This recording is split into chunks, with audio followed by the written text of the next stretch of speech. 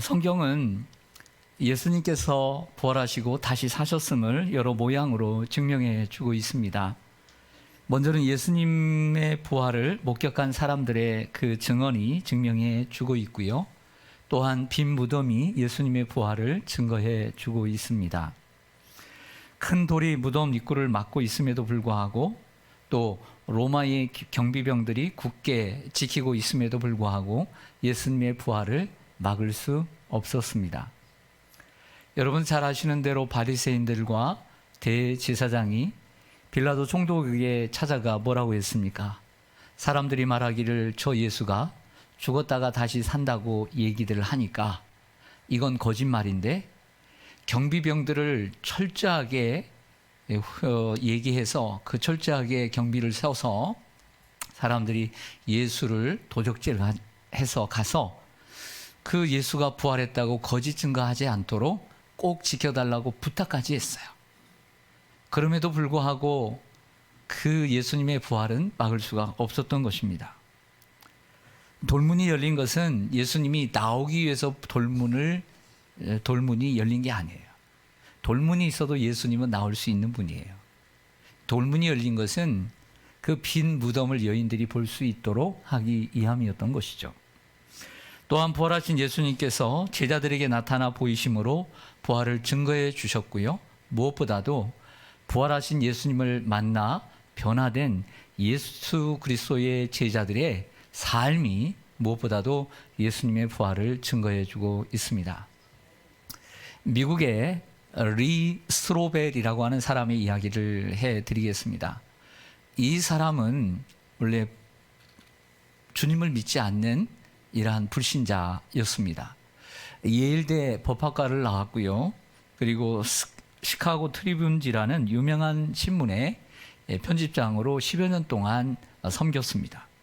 그는 뉴욕타임즈가 선정한 베스트셀러의 저자이기도 합니다. 그런데 문제가 생겼습니다. 여러분들이 어떤 영화에서도 보았을 텐데 그의 아내가 이웃집의 어떤 아주머니로 인해서 전도를 받게 됩니다. 교회를 다니기 시작하죠. 그리고 점점 신앙이 깊어지면서 집에서까지 식탁에 앉아 성경을 읽기 시작합니다. 아내를 무척 사랑하는 리스 로벨이었지만 그러한 아내의 모습은 꼴불견이었습니다. 너무 싫었습니다. 몇 달이 지나고 1년이 지나자 이 여인이 자기가 세례를 받는다는 거예요. 그래서 강가에 가서 세례를 받는 모습을 멀찌감치 보면서 기분 나빠했습니다. 남편이 자기인데 신랑 대신 예수님과 결혼한다고 하면서 세례를 받는 거예요. 너무 마음이 싫었어요. 그래서 그 아내가 믿는 예수가 가짜라는 걸 증명해내기 위해서 성경을 연구하고 예수님의 부활이 가짜라는 걸 증명해내기 위해서 그 똑똑한 사람이 연구를 하기 시작합니다. 그렇게 2년 동안 연구를 해서 낸 결과는 예수는 가짜다가 아니라 예수의 부활은 역사적 사실이다 라는 것을 믿게 되었어요. 그래서 그가 예수를 믿게 되면서 그 과정을 쓴 책이 바로 이 책입니다. 예수는 역사다. 그 맨 위에 여러분들이 보일지 모르겠지만 이렇게 써 있습니다. 누가 예수를 신하라 하는가? 예수는 역사다 라고 했습니다. 이 책을 통해서 이 책을 기반으로 해서 유명한 영화가 만들어집니다. 그 영화의 제목도 똑같습니다. 예수는 역사다. 저는 이 영화를 보았습니다. 예수는 신화가 아닙니다. 만들어낸 이야기가 아닙니다. 지어낸 이야기가 아닙니다. 역사적 사실이고 그리고 예수님의 부활은 역사적 부활입니다. 리스 로벨은 이 책에서 제자들의 변화된 삶을 통해서 예수님의 부활을 믿게 되었다라고 이야기를 하고 있어요. 예수님의 부활의 증거는 차고 넘칩니다. 증거가 부족해서 사람들이 부활을 믿지 않는 것이 아니라 이 리 스트로벨처럼 이 마음의 문을 열지 못하고 잡고 있기 때문입니다. 그리고 최선을 다해서 예수님의 부활이 사실인지 아닌지 성경도 읽어보지 않고 노력하지 않기 때문입니다. 그래서 예수를 믿지 않는 분들, 예수님이 역사적 사실이고 부활이 역사적 사실이라는 것을 믿지 못하는 분들에게 권합니다. 마음을 여십시오. 그리고 제발 노력하십시오. 그리고 하나님께 기도하십시오. 정말 하나님이 살아계신 분이라고 한다면 나를 만나달라고. 그리고 노력하고 그 주님께 메어 달려 보십시오. 오늘 설교의 중요한 시작점이 되는 말씀을 하나 보여드립니다. 사도행전 1장 3절입니다. 그가 예수가 고난받으신 후에 또한 그들에게 확실한 많은 증거로 친히 살아계심을 따라서 하겠습니다. 나타내사. 계속요. 40일 동안 그들에게 보이시며 하나님 나라의 일을 말씀하시니라. 여러분, 우리가 알아야 될 성경적인 지식이 있습니다. 그것은 사도행전 1장 3절의 말처럼 예수님이 십자가에 죽으시고 3일 만에 부활하셨을 뿐만 아니라 바로 하늘로 올라가신 것이 아니라 이 땅에 40일 동안 계셨다는 사실이고, 그 40일 동안 확실한 많은 증거로 세자들에게, 사람들에게 나타나 보이셨으며, 그 기간 동안 외쳤던 주님의 메시지의 하나는, 메인 메시지는 하나님 나라였다는 거예요. 이걸 기억해야 돼요. 자, 오늘 본문 고린도전서 15장 5절부터 8절에는 바울이 부활하신 예수님께서 누구에게 보이시고 또 누구에게 보이셨다는 얘기를 하고 있습니다. 여러분들의 성경을 보시죠. 5절을 보시면 먼저 부활하신 주님께서 누구에게 보이십니까? 게바가 누구입니까? 예수님의 수제자 베드로입니다. 그렇죠. 그리고 두 번째는 누구에게요? 12제자에게. 6절에 보면 또 500여 형제에게 일시에 보이셨습니다. 네 번째로 7절과 갑니다. 야고보에게 보이시죠. 그리고 또 누구에게? 모든 사도에게 보이시며 8절에 보면 만삭되지 못하여 난 자 같은 바울에게도 보이셨다고 기록을 합니다. 저를 보시죠. 사도 바울은 고린도전서 15장에서 예수님께서 부활하신 후에 40일 동안 자신이 보여주신 사람, 자신의 부활을 보여주신 사람을 6무리로 규정을 해주고 있습니다. 하지만 우리가 이미 알고 있는 선 지식처럼 마태, 마가, 누가, 요한에 나오는 부활하신 예수님께서 만나주신 사람들이 오늘 본문에는 많이 빠져 있습니다. 그러므로 오늘 고린도전서의 바울의 증언과 복음서의 증언을, 그 예수께서 만나주신 사람들을 비교하는 것은 아무 의미가 없습니다.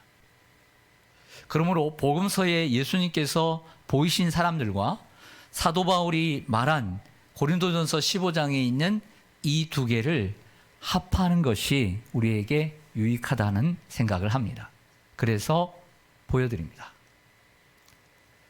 예수님께서 40일 동안 만나셨던 사람들, 첫째, 막달라 마리아를 제일 먼저 만나세요. 두 번째, 무덤에 있던 다른 여인들, 새벽에 찾았던 다른 여인들을 따로 만나십니다. 세 번째, 예루살렘에 있는 베드로, 이건 우리가 잘 모릅니다. 하지만 이 두 구절에서 바울이 증거하고 있습니다. 네 번째, 엠마오로 가는 두 제자. 다섯 번째, 문을 잠그고 숨어있던 10명의 제자들. 여섯 번째, 11제자 모두, 가룟 유다를 뺀 도마를 포함한 11제자. 일곱 번째, 갈리 바다에서 고기를 잡고 있던 7제자. 여덟 번째, 갈리의 한 산 위에서 11제자. 아홉 번째, 500명 이상의 신자들. 오늘 바울이 말하는 거예요. 복음서에는 없어요.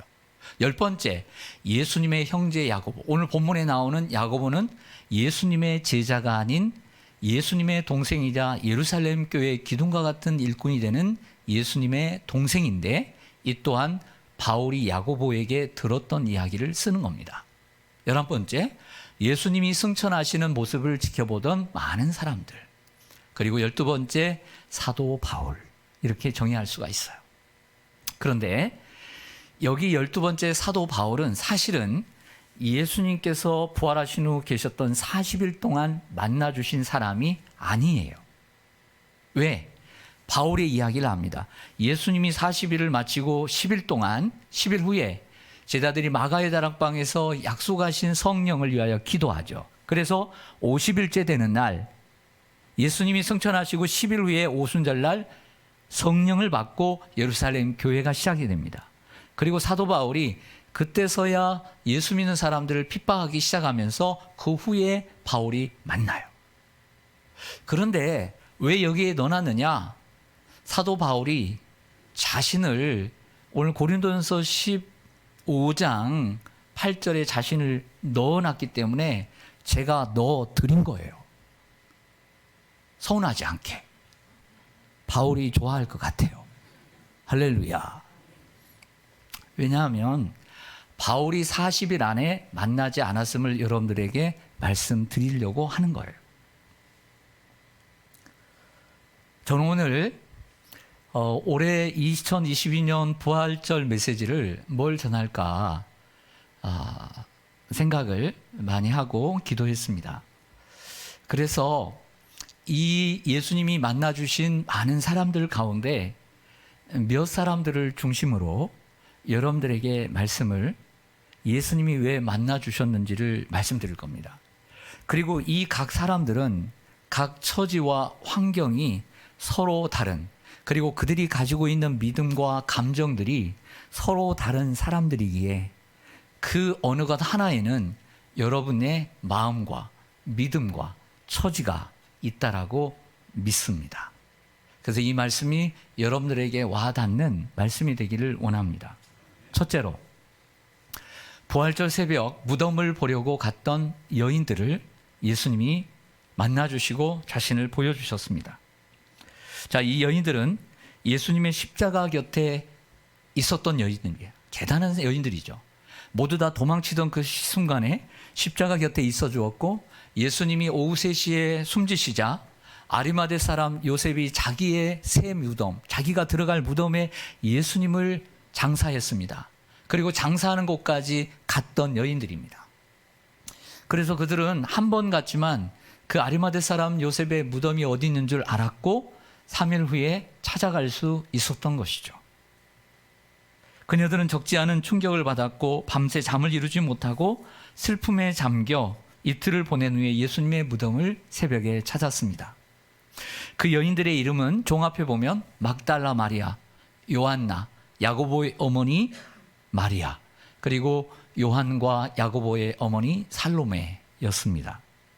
이 여인들은 무덤 밖에 서서 울고 있었고 슬픔에 잠겨 있었는데 예수님이 부활하셨다는 천사의 말을 듣고, 그리고 제자들에 가서 빨리 가서 알리라는 말을 듣고 다름질을 하고 가는 도중에 예수님이 그 여인들을 만나 주셨습니다. 그걸 만나 주시면서 샬롬, 평안하냐? 라고 묻고 평안을 주셨습니다. 부활하신 주님을 만난 이 여인들은 두려움과 슬픔을 이기고 제자들에게 기쁨의 소식을 전했습니다. 저는 생각합니다. 부활하신 주님은 믿음이 없는 사람에게만 나타나는 것이 아니라 이처럼 주님을 믿고 주님을 사랑하고 언제나 주님 곁에 있던 사람들에게도, 헌신적인 사람들에게도 부활이 필요함을 보여줍니다. 예를 들어 저 같은 사람에게도, 그리고 열심히 있는 여러분들에게도 누구보다 부활하신 예수님이 필요하고 부활하신 예수님을 만나야 할 줄로 믿습니다. 이처럼 부활하신 주님을 만나면 슬픔이 사라집니다. 살아계신 주님을 만나면 누구나 슬픔이 변하여 기쁨이 되는 은혜를 경험하게 됩니다. 시편 150편 가운데 모세의 시편이 유일하게 하나 있습니다. 시편 90편입니다. 시편 90편 10절에 보면 우리의 연수가 70이요 강건하면 80이로되 그 연수의 자랑은 수고와 슬픔뿐이요 신속히 가니 우리가 날아가나이다 라고 얘기합니다. 120세까지 살았던 모세가 너무 내로남불식 얘기를 하는 것 같습니다. 자기는 120세까지 살아놓고 남들에게는 너희의 연수가 70이요 80이라고 얘기하고 있기 때문입니다. 하지만 그것은 오해입니다. 애굽을 나온 후 홍해를 건넌 후 1년째가 됐을 때 가데스 바네에서 12명의 정탐꾼을 보냅니다.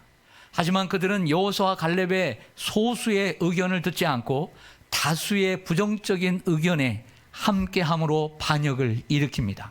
그 반역을 기뻐하지 않았던 우리 하나님께서 그 순간 그 40일을 정탐한 그 하루를 1년으로 환산해서 40일 동안 광야를 방황케 하고 그곳에 있는 20세 이상의 모든 어른들은 가나안 땅에 들어가지 못하는 심판을 내리십니다.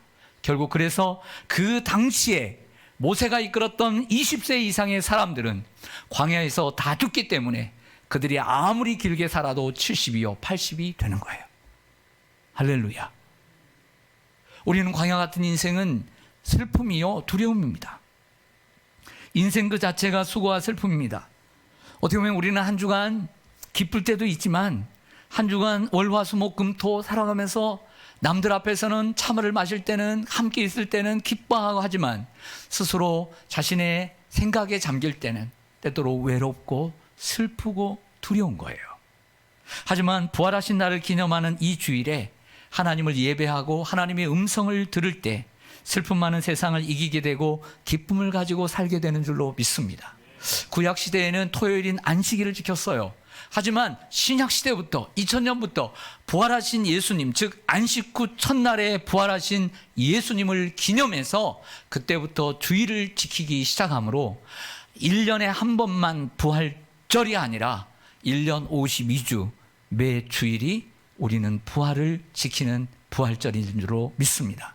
그러므로 우리는 한 주간 동안 슬픔에 잠겼어도 부활의 주님을 주일에 만남으로 하나님의 말씀을 들음으로 우리는 힘을 얻어서 한 주간 동안 기쁨으로 살게 되는 것입니다. 할렐루야. 둘째로 문을 잠그고 숨어있던 제자들입니다. 예수님은 부활하신 첫날 저녁, 오늘 저녁이죠. 누구를 만나 주시자면 문을 콕 닫고 복수로 되어 있어요. 모든 문들을 콕 닫고 있던 제자들 10명을 만나 주십니다. 거기에는 가룟 유다는 이미 죽어 있었고 그리고 도마가 빠져 있었습니다. 그들의 문들을 닫은 이유는 자기의 선상이었던 예수처럼 자기들도 사람들에게 잡히고 들키면 고문을 당하거나 그리고 감옥에 갇히거나 죽을 수 있다는 공포심 때문이었습니다. 부활하신 예수님은 이들을 찾아오셨고 샬롬 너에게 평강이 있을지어다 말씀하셨습니다. 그리고 자신의 손과 옆구리를 보여주셨습니다. 그러자 제자들은 예수님을 보고 부활하신 예수님을 보고 그 두려움을 이겨낼 수 있었던 것이죠. 아무리 믿음이 좋았다라고 생각되었던 제자들도 부활하신 주님을 보지 못하니까 두려움에 휩싸인 거예요. 우리가 열심히 신앙생활 해도 부활하신 주님을 만나지 못하면 두려움에 휩싸이는 목사가 되고 장로가 되고 성도가 되는 거예요. 그러나 부활하신 주님을 우리가 믿으면 담대해지는 거예요. 할렐루야. 여러분, 인생을 산다는 것 자체가 두려움입니다. 사람들은 누구나 불안과 염려와 두려움을 느끼며 살아갑니다. 사실 그렇지 않습니까? 겁없이 인생을 산다라고 하는 20, 30대의 청년들에게 제일 큰 문제, 가장 많이 고민되는 문제가 무엇이냐고 물었더니 두려움이었습니다.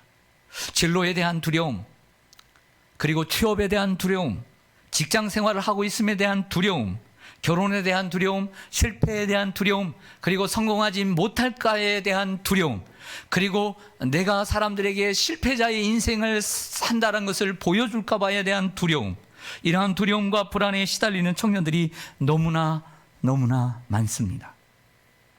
청년들뿐 아니라 나이가 들어가는 장년과 노년들은 어떻습니까? 건강에 대한 두려움, 남은 노후에 대한 두려움, 그리고 마지막에는 죽음에 대한 두려움이 엄습해 옵니다. 그러나 여러분, 부활하신 주님은 두려움 가운데 있는 제자들을 찾아오신 것처럼 두려움 가운데 있는 사람들에게 찾아가 주시기를 원하십니다. 그리고 평강을 선물로 주시고 성령을 받으라 하시면서 아버지께서 나를 이 세상에 보낸 것처럼 나도 너희를 세상에 보내노라고 말씀합니다. 우리가 부활의 주님을 만나고 성령의 충만함을 받을 때 불안과 두려움을 이기고 세상으로 나아가게 됩니다. 우리는 지난 2년 동안 5월 1일부터 오후 예배를 시작합니다. 오후 예배를 시작한다는 것은 교회에서 취사가 가능하다는 것입니다. 4월 25일부터 종교시설에 취사가 가능하게 되므로 5월 1일부터 우리가 오후 예배를 드리기로, 점심을 먹기로 결정을 하였습니다. 2년 2개월입니다. 코로나19를 경험하면서 이전에 경험해보지 못한 우리는 두려움을 느끼고 살았습니다. 저도 개인적으로 생각해 보았습니다. 나는 코로나인데도 모든 예배를 다 드렸는데, 하지만 저 또한 두려움이 있었습니다. 2년 2개월 동안 두려움, 코로나에 대한 두려움이 없었다는 분 한번 손들어 보세요. 코로나에 대한 두려움이 나는 한 번도 없었다. 없을 것입니다. 코로나로 인해 사망하는 이들이 하루에도 수백 명입니다. 그 후유증으로 냄새를 맡지 못하고 맛을 잃어버리고 아직도 여러 가지 몸의 부작용을 가지고 있는 사람들을 우리는 적지 않게 발견합니다.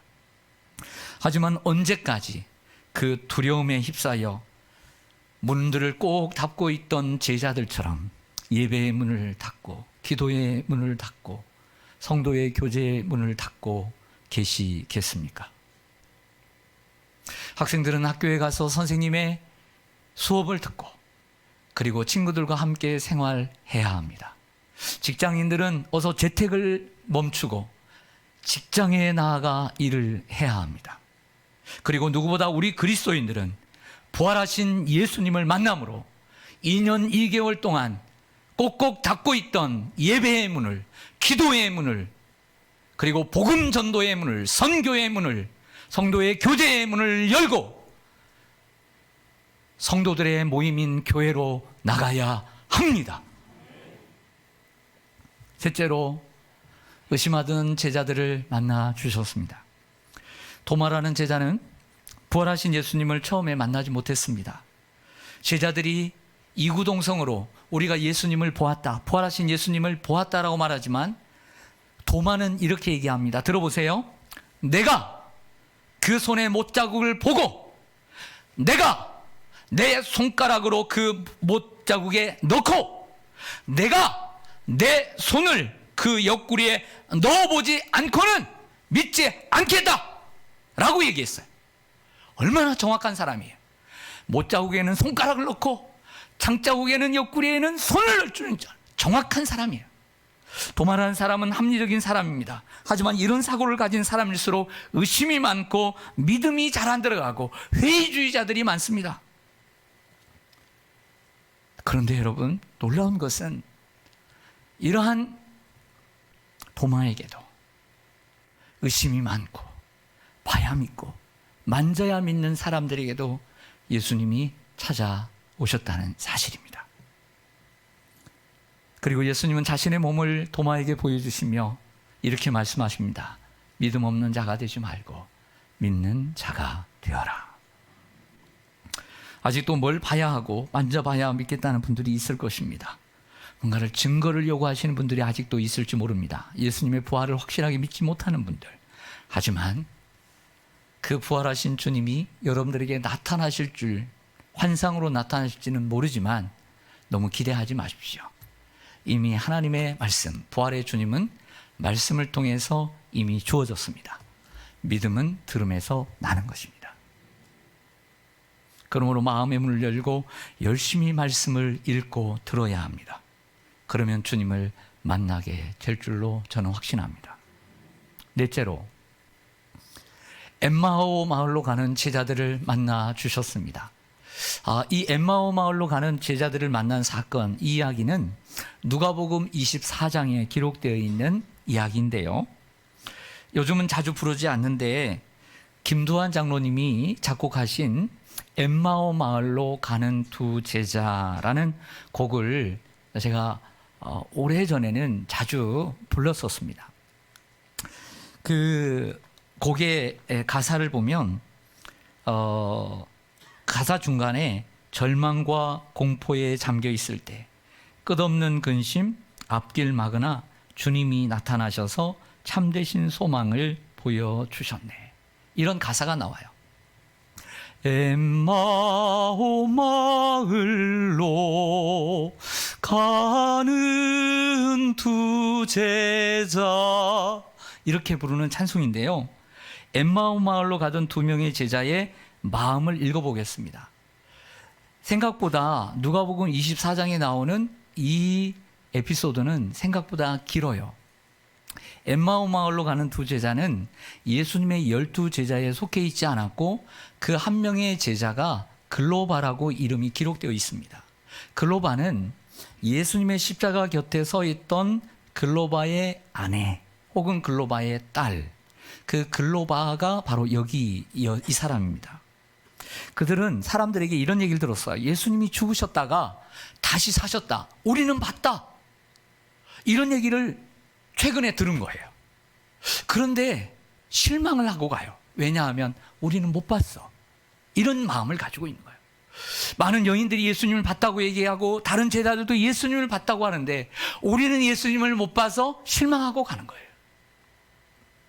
여러분, 우리가 예수를 믿고 교회를 다니고 열심히 봉사를 하나 사람들을 만납니다. 사람들을 봅니다. 여러 가지 사고와 사건 속에서 일을 처리하는 과정 속에서 우리는 실망을 경험합니다. 우리가 신앙생활하면서 실망을 경험하면 우리에게 다가온 결과는 바로 우리의 믿음이 식어간다는 것입니다. 실망이 가져다 주는 것, 우리의 믿음이 식어져 가는 것입니다. 이들은 자신은 예수님을 못 봤다라고 실망하고 엠마오 마을로 가는 거예요. 하지만 그러나 예수님께서 그들과 대화를 하시면서 길을 가시면서 너희가 무슨 말을 하느냐 말씀하시고 성경을 들어 풀어주셨습니다. 그뿐만 아니라 그들에게 생각보다 많은 시간을 할애하셔서 식사를 함께 하시며 그들과 교제를 나누시고 식사를 하자 그들의 눈이 밝아져 예수님인 줄 알게 되었습니다. 그리고 예수님이 떠나자 성경은 이렇게 기록합니다. 그들의 마음이 뜨거워졌더라. 할렐루야.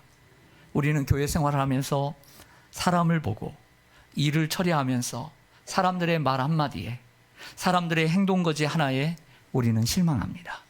근데 실망과 함께 다가오는 것, 우리가 믿음이 식어지고 열정이 식어지는 거예요.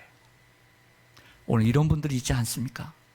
누군가에게 실망해서 여러분들의 뜨거웠던 마음이, 첫사랑이 식어지고 주님을 향한 그 뜨거움이 식어지고, 그래서요, 누군가에게 실망하면 사랑이 식어지는 거예요. 교회에 실망하게 되면 교회를 사랑하는 마음이 식어져요. 목사에게 실망을 하면 목사를 사랑했던 마음이 식어지는 거예요. 그래서 열심히 하지 않는 거예요. 실망하면 주님 앞에 열심히 하지 않아요. 그러나 주님은 사람을 보며 세상을 보며 실망하고 그 믿음이 뜨거워 식어지고 마음이 식어진 차디찬 그 심령에, 때로는 미지근한 심령에도 찾아와 주기를 원하시고 만나 주기를 원하시고, 그래서 부활의 주님을 만날 때 그 식었던 그 마음이 그 제자들처럼 뜨거워지게 되는 역사가 있게 될 줄로 믿습니다. 오늘 그런 분들 예수님을 만나야 되는 거예요. 다섯째로, 갈릴리 바다에서 고기를 잡고 있던 7 제자들을 만나 주셨습니다. 요한복음 21장의 사건인데 예수님이 부활하신 후에 며칠이 지났습니다.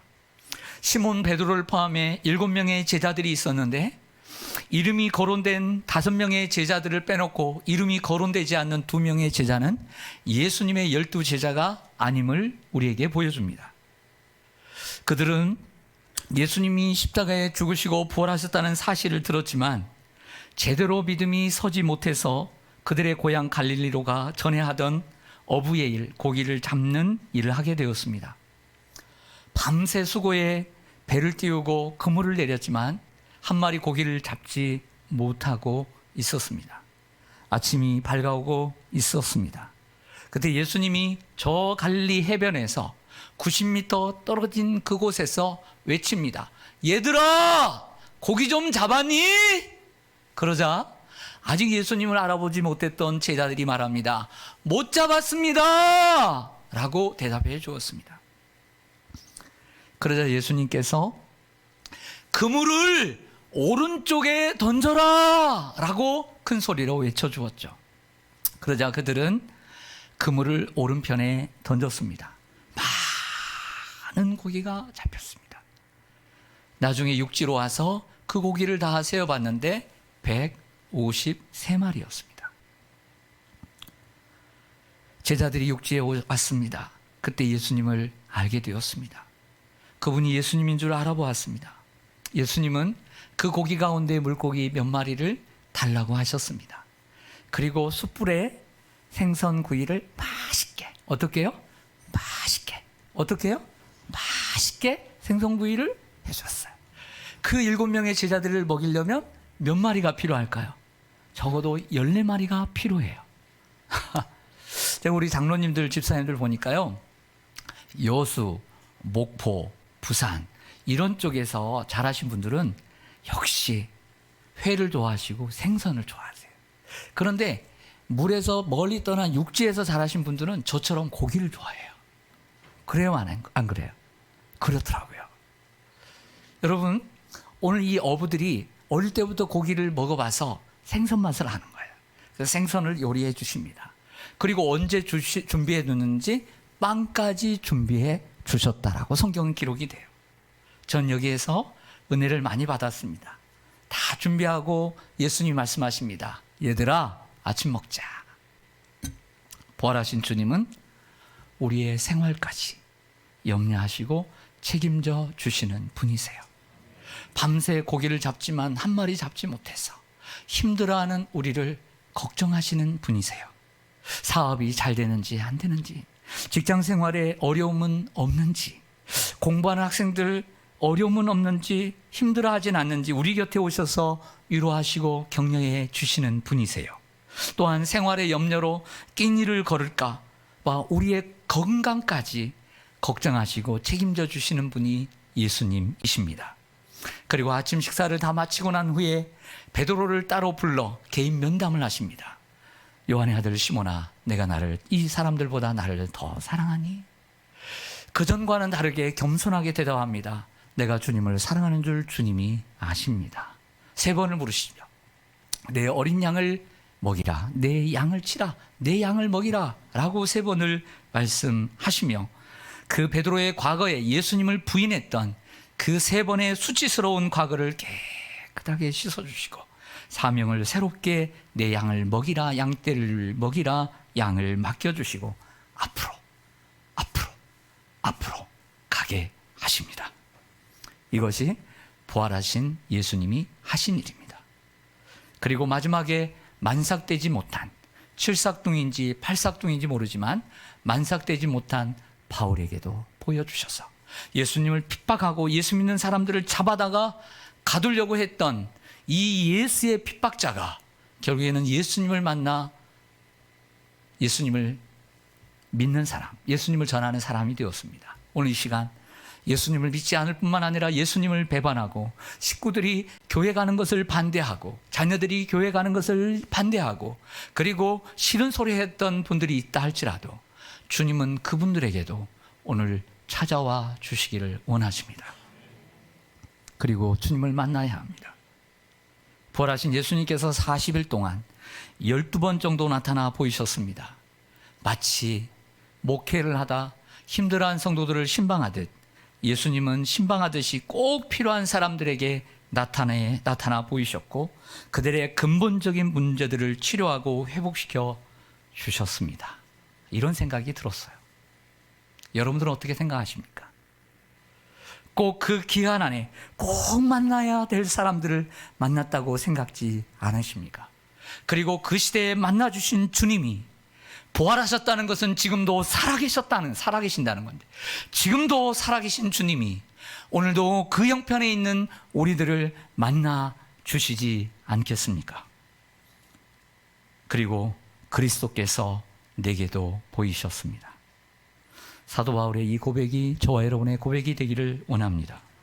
2000년 전에 부활하신 주님은 지금도 살아계셔서 우리를 찾아와 만나주시고 여러분의 삶의 문제를 다 아시고 책임져 주시는 분이십니다.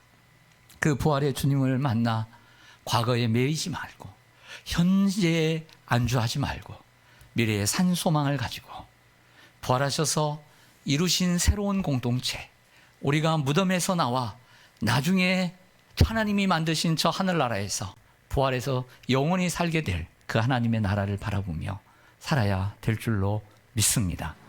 이런 시온산교회 모든 성도님들이 되시기를 주님의 이름으로 간절히 축원합니다. 아멘. 기도하겠습니다.